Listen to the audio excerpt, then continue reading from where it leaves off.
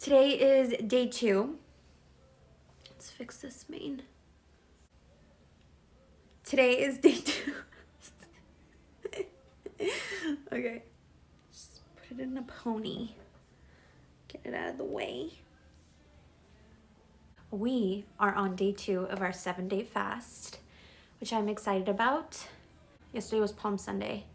So this is the resurrection week, right? These are the days that led up to Jesus's resurrection. My church pastor is the one that called for it. For church revival, for souls. We're trying to win these souls for Jesus. Ooh, that's right, balloons. For just breakthrough, right? If there's something you've been praying about, now's the time to fast for it. So currently I'm doing the Daniel fast, all fruits and vegetables. So no more turkey bacon. I had to put my turkey bacon in the freezer so that it doesn't go bad. You're probably seeing this like a few days into the fast because I still have 2 videos to upload before I upload this one. Today's smoothie is gonna have kale, banana, and mango. Gotta get some fruit. Here's our beautiful kale. Also, my mom made that. It smells and looks so good. All veggies. But I'm gonna eat that when I get back from the gym. Okay, so we got the kale. There it is. Now let's get a banana. Oh, that's a big one. This one's good. It's a good size. I'm trying to open it on camera.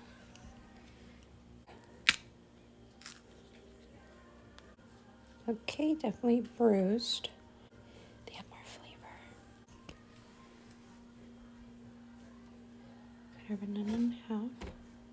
Beautiful. Just wash your hands. And we're gonna do some mango chunks.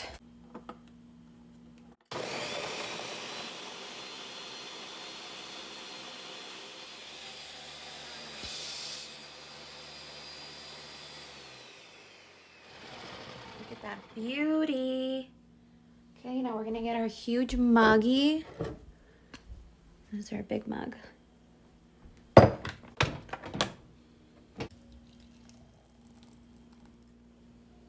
I was plant-based for about 8 months, and this is reminding me of that. You actually feel really good on a plant-based diet. It just wasn't the healthiest thing for me because I was deficient in a lot of stuff.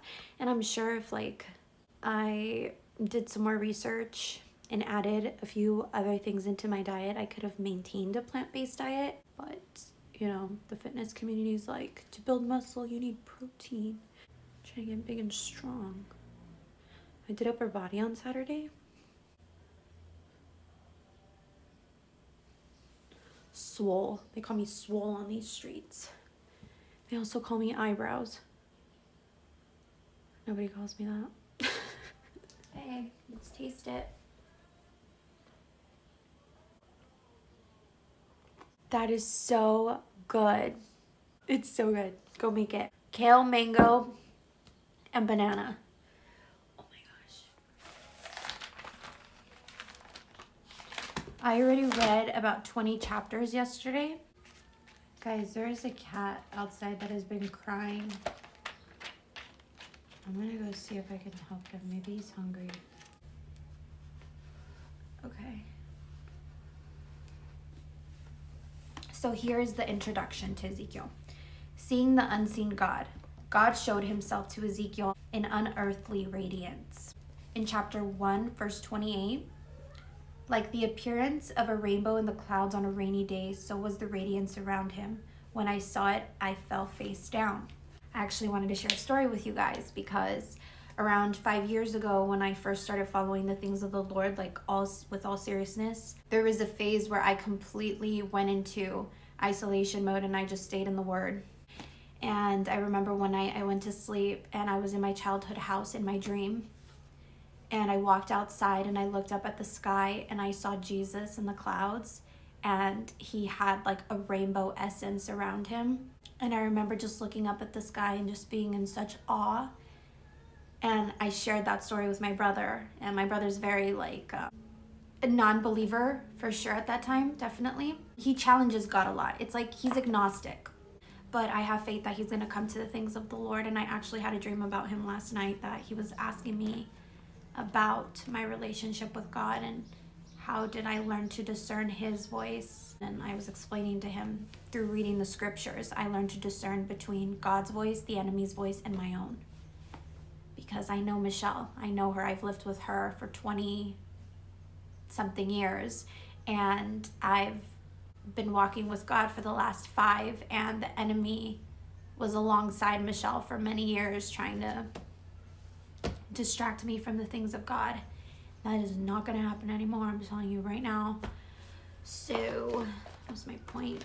Yeah, so at the time I told my brother, he's like, man, you're like in love with this Jesus guy. I started laughing, like, what a thing to say to someone. But yes, actually, now I absolutely am in love with my Jesus, because what he did for me, what he did for you, right? What he did for us, that's just something that we absolutely did not deserve. And he loved us so much that he gave up his life, the life that he lived, like a perfect little lamb of a person that he was, but also just as fierce as a lion. That man, my God, I've yet to meet anybody like Jesus, because he was just so perfect. If you want to know how to be a man, go talk to Jesus, because he will tell you. Okay, back to the Bible. Ezekiel begins with the description so unearthly that some have suggested the prophet saw a UFO. Indeed, there are similarities: glowing lights, quick movements, and human figures shrouded with fire. But at least one critical difference sets Ezekiel's story apart.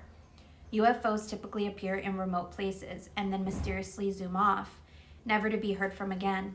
The majestic being Ezekiel described was not rushing off to disappear. He wanted to be known by everyone. For Ezekiel was quite sure that he had seen and heard the God of the Bible. While few have been privileged to see him as Ezekiel did, this God had been speaking plainly for generations. His words were on record. Before such splendor, Ezekiel felt utterly weak and inadequate, just as Isaiah had during a similar vision. He fell on his face repeatedly. But God raised Ezekiel to his feet and gave him a message to deliver. A stunning portrait of God. In describing his call by God, Ezekiel groped for words. He portrayed a God of stunning grandeur above and beyond our world. Yet this supernatural God was inescapably near and real. He demanded complete obedience. Surprisingly, he appeared to Ezekiel in Babylon, the last place an Israelite expected to see him. This God could not be locked in by national or geographical boxes. He ruled the earth. Ezekiel repeated this classic message over 60 times. Then they will know that I am the Lord.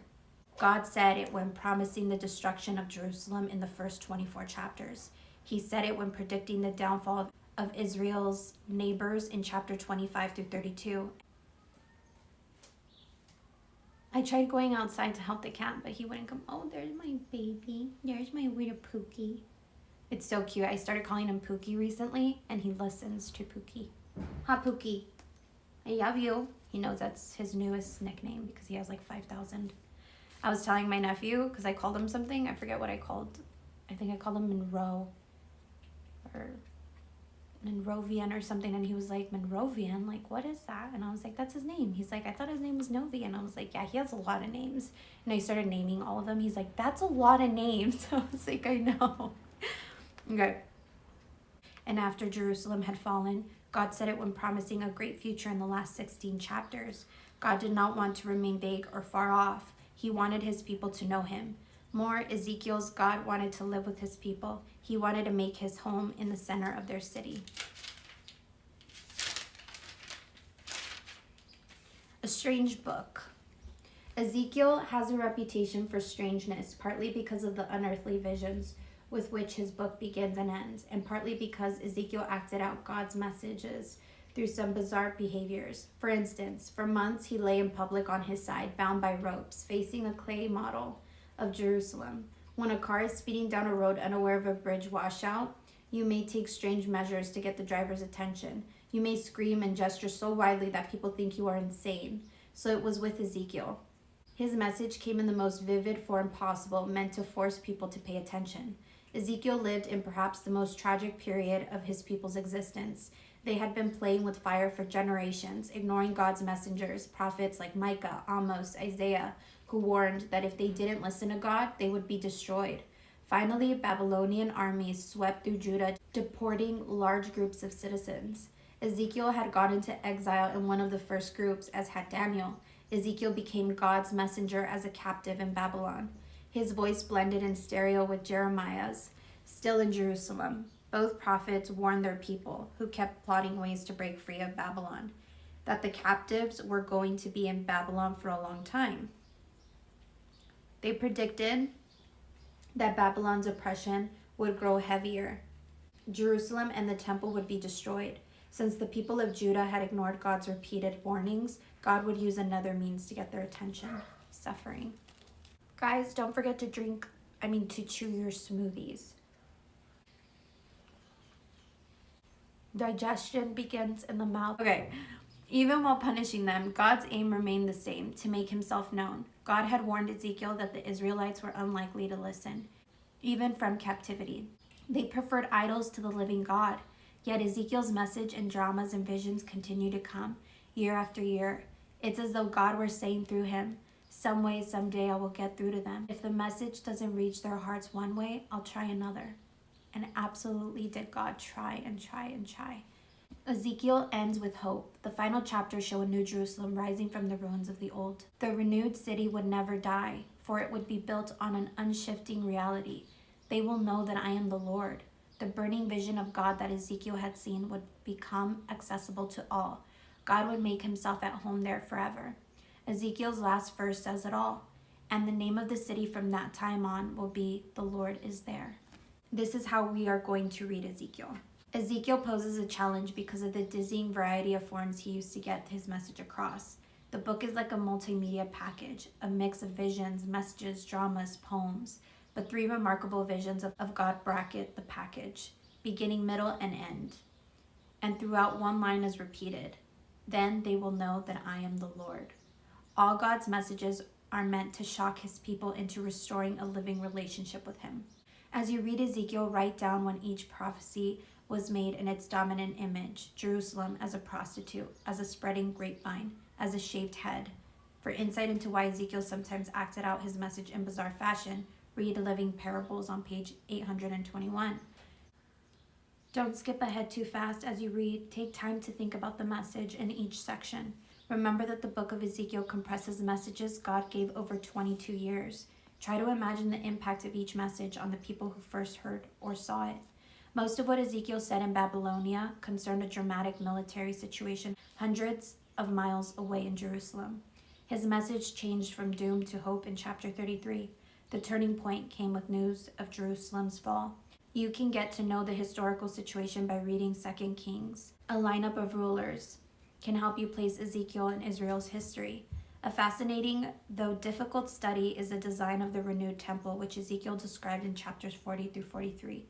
A commentary on Ezekiel or a Bible dictionary under Ezekiel or temple can help immensely in understanding these visions. So I was talking to my mom about the fact that I was reading Ezekiel last night, and I told her, God reminds me of a parent that becomes a parent for the first time, and like with their oldest child, they're super strict and they're trying to get everything right. And then their lastborn comes, they're so lenient and they're so loving and they're so caring.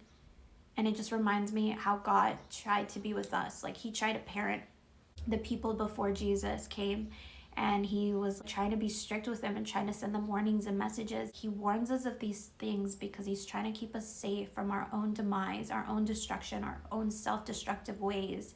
And in our disobedience, we end up falling victim to those things, and then we end up blaming God for our own doing. He was such a strict father at one point because his children were so rebellious, and after Jesus came, he just became a very loving father that was like, well, everything else didn't work, but through Jesus, that connects us to his love and his immense grace and just protection at all costs. He's so fierce about us and just loves us so much.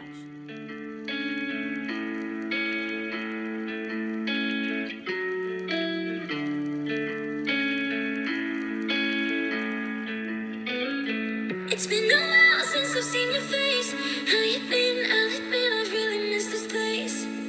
Just so you know you haven't been replaced, 'cause I still think of you now like nothing has changed. And we just can't deny our hearts are beating time. We're both so synchronized, oh yeah. And we can't live a lie.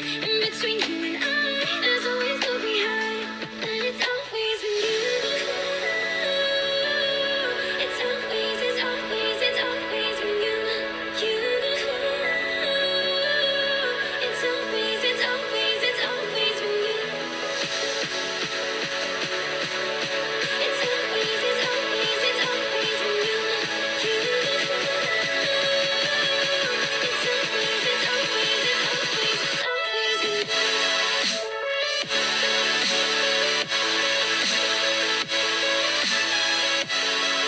You. Okay, guys, here is our post-workout meal. We got 2 potatoes, broccoli, strawberries, and grapes.